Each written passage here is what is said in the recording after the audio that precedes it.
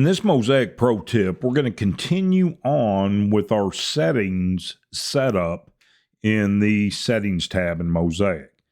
In the previous video, we discussed the door and drawer fronts. In this video today, we're going to discuss the drawer and tray box tab. Now, as you can see, we did set up our initial template, the Shaker Face Frame Inset-PG for paint grade. In this particular template, I want to use the undermount bloom drawer guides for this. Now, there are two different types of guides. You have the 563H, and then you also have a 563F that is available. The H is what I'm going to use because when we get to our materials, I'm going to use a 1/2 inch wide material for my drawer box. So I'm going to select the drawer box guides as the 563H. To look at the settings on this drawer box guide, you will go to your library's hardware. Go to the guides category right here and make sure you have the correct guide that you have selected in the settings template for this particular modification. Now, this type right here is called an undermount drawer guide. The way Mosaic figures an undermount drawer guide, we figure it from the inside of the drawer box to the inside of your face frame, or if you're working with the frameless cabinet, the inside of your frameless end panel. Now, if you switch this side type to a side mount, that will move this arrow.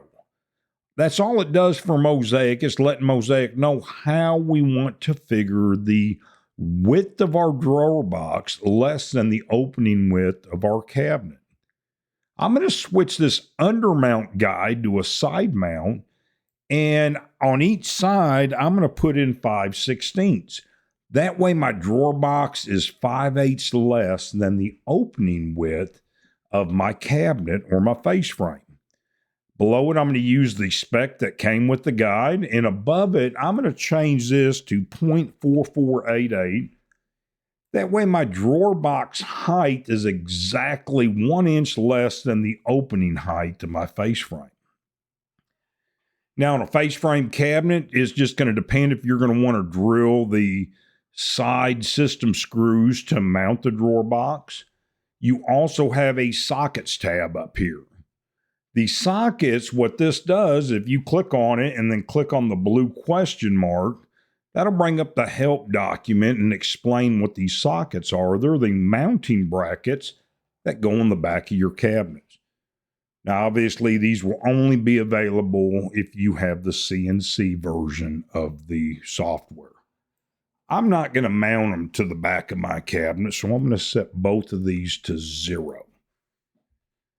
Now, another important thing to understand about this is these drawer guides come in 9, 12, 15, 18, or 21 inch deep. That is the actual drawer box depth that is required for this drawer guide.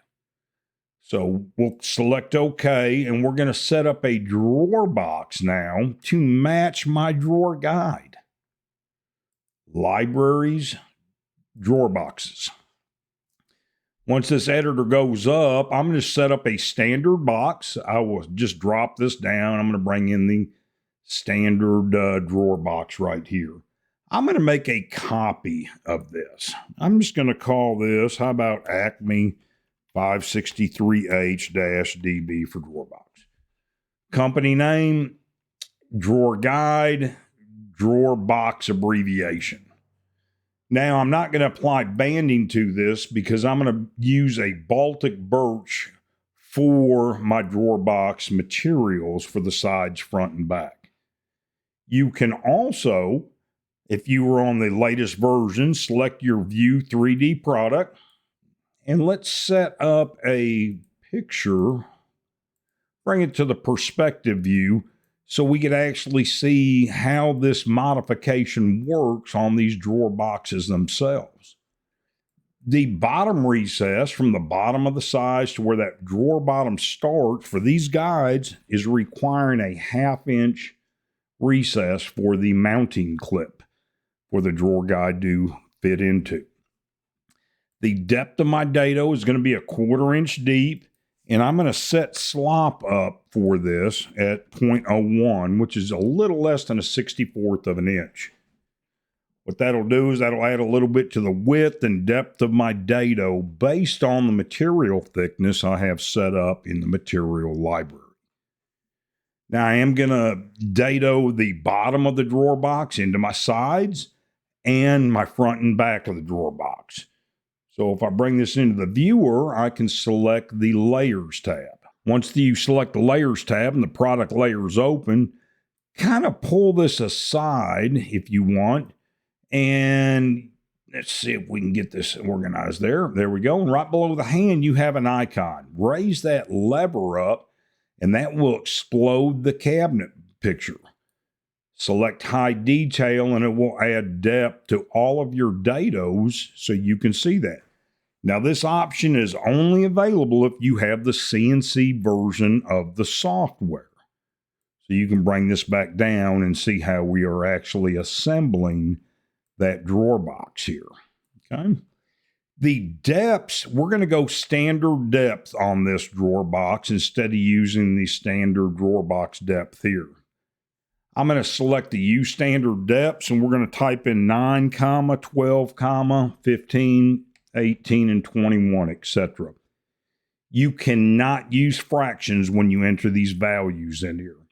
The clearance I'm going to set up to 5/8 to the back, from the back of the drawer box to the back of the cabinet.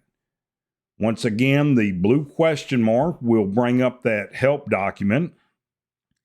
And there are 5 pages here that'll help you go through and set up this drawer box for you like you want to do it. That help document is so important that you select that throughout the software. Standard heights, I'm just going to delete these because I'm going to use it 1 inch less than the opening height. Now, we've got the drawer box set up. You can click on the JPEG over here and bring in a different picture if you'd like. You know, let's just bring this one right there for it. And let's say we want to make a rollout tray. Let's copy this. And I'm also going to call this Acme 563H-RT for a rollout tray. And I will make this a rollout tray by checking this checkbox. And when I bring a tray into a cabinet, it will come in at 3 inches in height. So my drawer box and my tray box are set up now to be used in this template. Now, I'm not going to be using any drawer front fasteners. Drawer front fasteners are typically used for a slab style door or drawer front where you can adjust those in the library's hardware. And you have one here, a tab called drawer front fasteners, where these are set up. I'm just going to set none to those because I'm using a shaker style door and drawer front. Rollout shelf guides, what this is for. If you were to put, let's say, a shelf without any lips, it's not a box, it's like a shelf, a rollout shelf that you'd stick, let's say, a printer on. These are the drawer guides I'd be using for that, for this particular example. Now we've gone through the door and drawer fronts, drawer and tray boxes. What I'm going to do is come up here to the 3 bars to the right of the template, select it. I'm going to highlight my template that I'm working on, save this. It's going to ask me if I want to overwrite it. I'm going to say yes, and then I'm going to X out again and save it yes. That way, this template is being saved as we are slowly walking through it. In the next video, what we're going to do is go through the ends and back panels and continue on with our setup session here in Mosaic.